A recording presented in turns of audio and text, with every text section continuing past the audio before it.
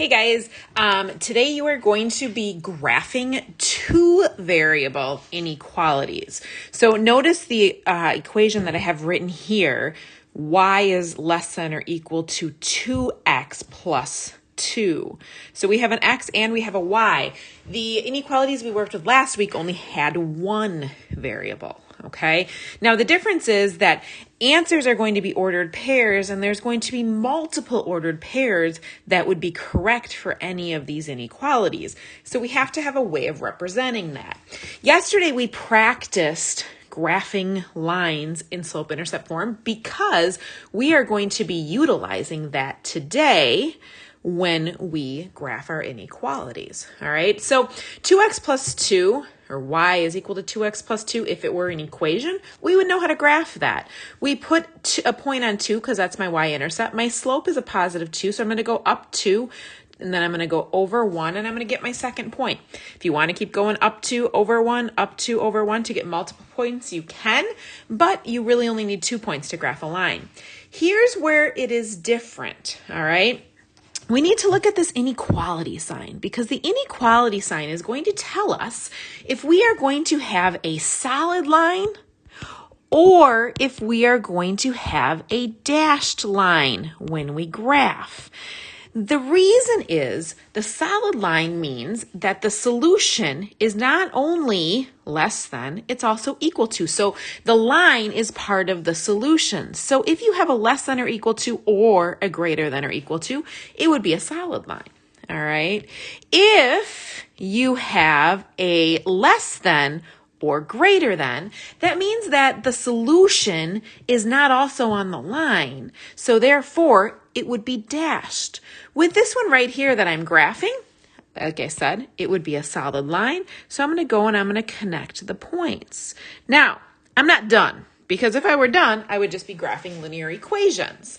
All right. But I'm not done because there's a whole bunch of points that would make this work, not just the solutions on the line like we are used to with the linear equations. So I need to shade one side or another because all of the solutions on one side of the line would work. Here's what I mean, okay? If y is less than or equal to 2x plus 2, I need to figure out if the solutions above the line, which would be right here, are the correct solutions to this set, or if the solutions below the line are the correct solutions to the set. Now, how do I figure that out? Well, I test a point and I see if it's true or not. I usually always pick 0, 0 because 0, 0 is the most logical point to test. Here's what I mean by testing. You take out y and you put in 0. You take out x and you put in 0. So if I'm testing the point 0, 0, I'm seeing if it's true or not. So if 0 is less than or equal to 2 times 0 is 0, plus 2 would be 2. Is 0 less than or equal to 2? Yes, it most certainly is. So that means that 0, 0 is a solution to the set. So that means that I shade below the line because anything below this line would be true.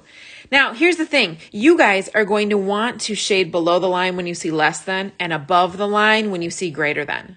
Most of the time that works. However, we highly, highly recommend that you always test a point, even if you think you're right, because sometimes lines can be tricky and some are so vertical or so horizontal, it's hard to tell. So make sure you're testing points.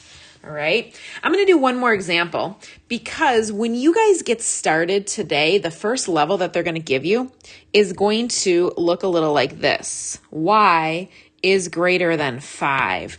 So they are giving you something in slope-intercept form, but it looks kind of goofy because it doesn't have the x value in it. It's still a two-variable inequality that we are going to graph on a coordinate plane, but we have to remember how we were graphing y is equal to 5 on a coordinate plane.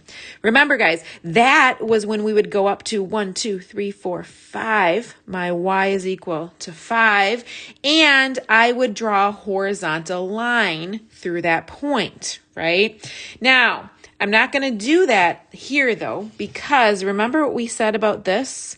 Greater than, less than, those are dashed lines. Okay. If they have the equal then sign, it would be solid because the solution would be included. So this one right here, guys, is dashed. All right. So we would graph that because the solution has to be greater than 5. It can't be equal to 5. Now the greater than for this one tells us that, yeah, if we test 0, 0 isn't greater than 5. So 0 is not a solution. So that means that we would graph the opposite side of the, or not graph, shade, the opposite side of the line, which is up here. Hey guys, that was a really short video of a really kind of intricate and new concept. So I'm going to be posting some other links as well in case you would like some more examples with this, and also a couple note slides. Please, please, please join me for a Google Meet though if you have any questions, because I know that this stuff can be kind of tricky. Have a great, great day, and we will talk to you guys soon. Bye-bye.